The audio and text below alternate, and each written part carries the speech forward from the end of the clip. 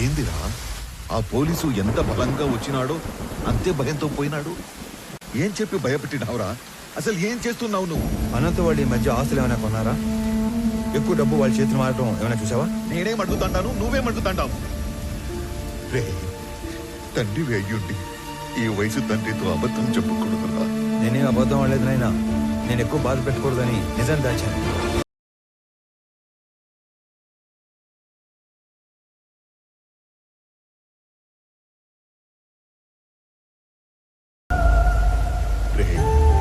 నీకు ఇంత కట్టుకథ అల్లాల్సిన అవసరం ఏమీ లేదు. నా కళ్ళ ముందే పెరిగిన అనంతు అడ్డాంటోడు కాదు. ఈ రెండింటిలో ఏదో ఒకటి అబద్ధం. కానీ నమ్మటానికి మనసు ఒప్పుకోవడం లేదు. పరాయ వాళ్ళు తప్పు చేస్తే ఒప్పుకోవటం, మన వాళ్ళు తప్పు చేస్తే ఒప్పుకోకపోవటం హిపోక్రసీ నైనా. నాయనా, నీకు దండం పెడతాను.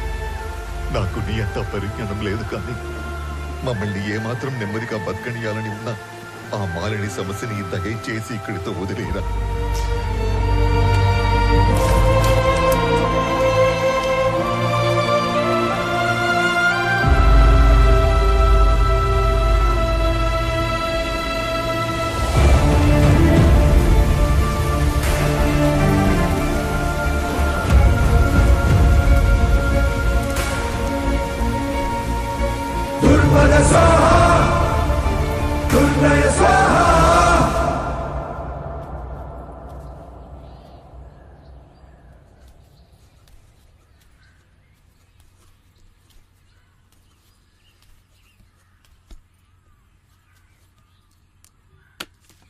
రామారావు, మీ నాయన బొత్తిగా డీలా పడిపోయినాడ్రా. ఎక్కడ కూర్చుంటే ఆడ్నే ఏదో ఆలోచనలోకి పోతుండాడు. ఆయన ఒక్కడే కాదు, ఈ పిచ్చి పిల్ల కూడా. నీకేమీ చెప్పలేక, చెప్పకుండా ఉండలేక అక్కడ అమ్మా నాన్నల దగ్గర ఏడుస్తా, ఏడకొచ్చి నవ్వుతూ తిరగలేక సతమతమైపోతా ఉండదు పాపం. నువ్వే ఏదో ఒకటి చేసి మమ్మల్ని మామూలు మనుషుల్ని చెయ్యాలరా. మహాలక్ష్మి, సమస్య తేలిగ్గా ఉన్నప్పుడు నెత్తిని పెట్టుకోవటం, అది కొంచెం పెద్దదైనప్పుడు వదిలేయటం నాకు చేత కాదు. పోతా పోతా అనంత ఎన్నో ప్రశ్నలు వదిలిపెట్టిపోయినాడు. వాటన్నిటికీ సమాధానం వెతకాలిగా మహాలక్ష్మి.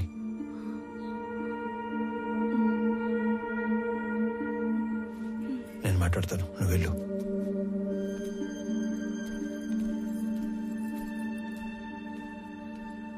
నందిని,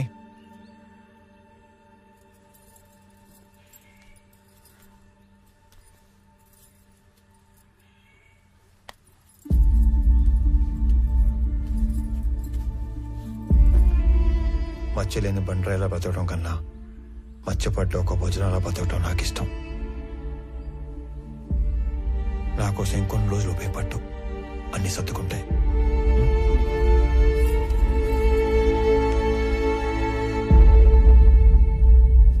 కూర్చో కూర్చో తల్లి. నమస్కారం.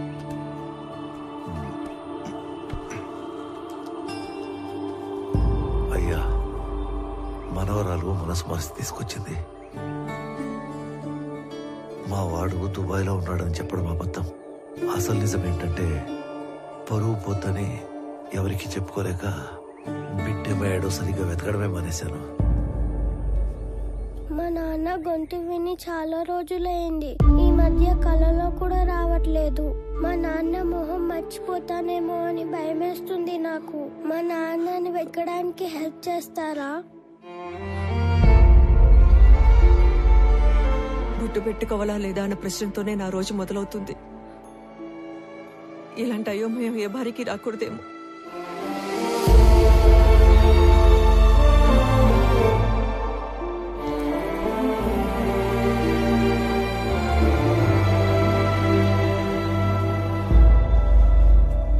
నా కొడుకు వయసు ఉంటుంది నీకు.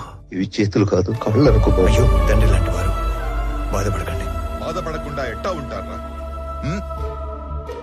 నువ్వు చెప్పినప్పుడు ఆ బాధ ఎందో నాకు అర్థం కాలేదు. ఇప్పుడు అర్థం అవుతా ఉండాలి. ఇది వాళ్ళ ఇంటి సమస్య మాత్రమే కాదు, మన ఇంటి సమస్య కూడా. దీనికో ముగింపు మొదలుపెట్టు. ఎవరడ్డం వచ్చినా చివరికి నేను అడ్డం వచ్చినా కూడా దీని అంతు తేల్చే వరకు వదలొద్దు.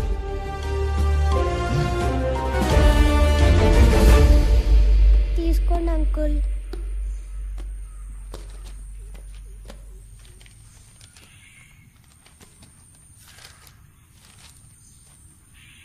ఈ లెక్కలేంటి తల్లి? రే నేను నెంబర్ చెప్తా, నోట్ చేసుకో. 085923451. వాడి పేరు సురేష్. ఓకే 3 తబలాలోళ్ళు, 6,000 చొప్పున 3. మరి అమౌంట్ అన్నా? ఈ అమౌంట్ రేపు ఇచ్చేద్దాం. సరే అన్న. అలాగే ఇద్దరు మనుషులకి 250 చొప్పున 3 రోజులు, అంటే 2 × 3 × 250. రిటర్న్ వచ్చాక బల్క్ 20,000 ఇస్తాను. ఇంకొక నెంబర్ చెప్తా, రాసుకో. చెప్పండి. 0833233141. వాడి పేరు దివాకర్. 4 సిగరెట్ లోళ్ళు. ఖర్చులిద్దరికి 300 చొప్పున 3 రోజులు. నీ మనిషి కాబట్టి 300 ఇస్తున్నా. రిటర్న్ వచ్చాక బల్క్గా 30,000 ఇస్తా.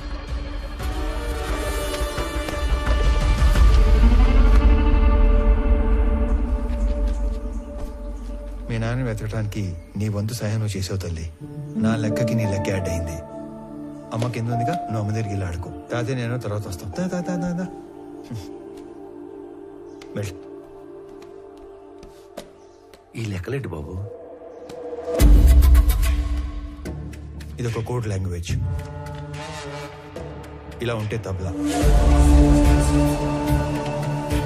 ఇది సిగరెట్, ఇది చాక్లెట్. అంటే మా వాడు వాళ్ళందరినీ స్మగ్లింగ్ లోకి దింపేశాడన్నమాట. మీ మనవరాలు నోట్ చేసిన ఫోన్ నంబర్స్ నేను ముందే గ్యాదర్ చేశాను. వాళ్ళ ఫ్యామిలీ మెంబర్స్ కూడా కలిశాను. విచిత్రం ఏంటంటే వాళ్ళందరూ కూడా మిస్ అయ్యారు. ఇందులో అపంశం తెలియని సురేంద్ర అనవసరంగా ఎన్నుకున్నాడు. అవును. పాపం, ఒక్కసారి తన ఫ్యామిలీ దగ్గరికి నన్ను తీసుకెళ్ళవా? సురేంద్ర మా ఇంటికి వచ్చిన రోజు వాళ్ళిద్దరి మధ్య వాదం జరిగింది. తప్పు చేస్తున్నావురా. నువ్వు స్మగ్లింగ్ చేస్తున్నావు ముందే తెలుసుంటే నీ దగ్గరికి హెల్ప్ అడగడానికి వచ్చేవాడిని కాదు. ఏంట్రో తప్పు? డబ్బు అవసరమైనప్పుడు ఈ గవర్నమెంట్ ఆ ఎర్రచందం చెట్లు నరుక్కు నమ్ముకోవట్లేదా? విరాజ్ ఈ బిజినెస్ ఎప్పటి నుంచో చేస్తున్నాడు. ఇదంతా ఈ గవర్నమెంట్ తెలియకుండా జరిగిపోతుందా?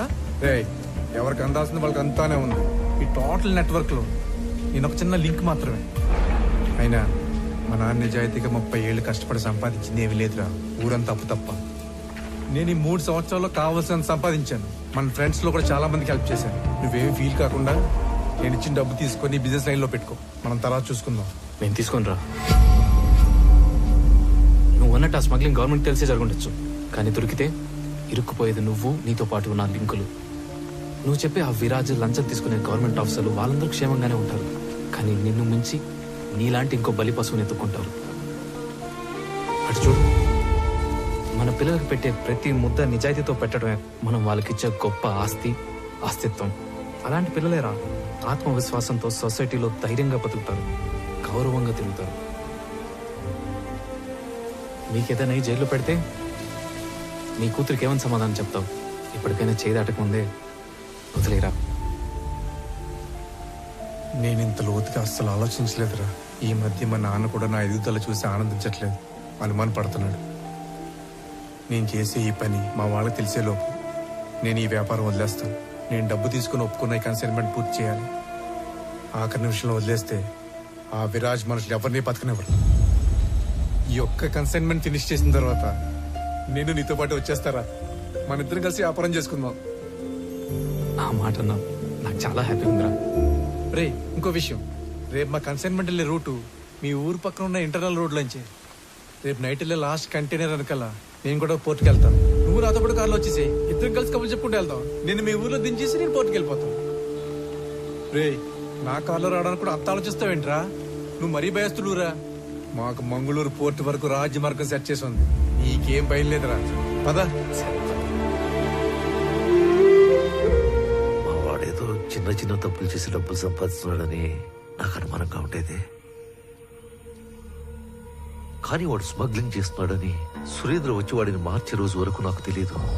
వాళ్ళిద్దరూ ఆ రోజు కలిసి బయలుదేరారు, కలిసే కనబడకుండా పోయారు.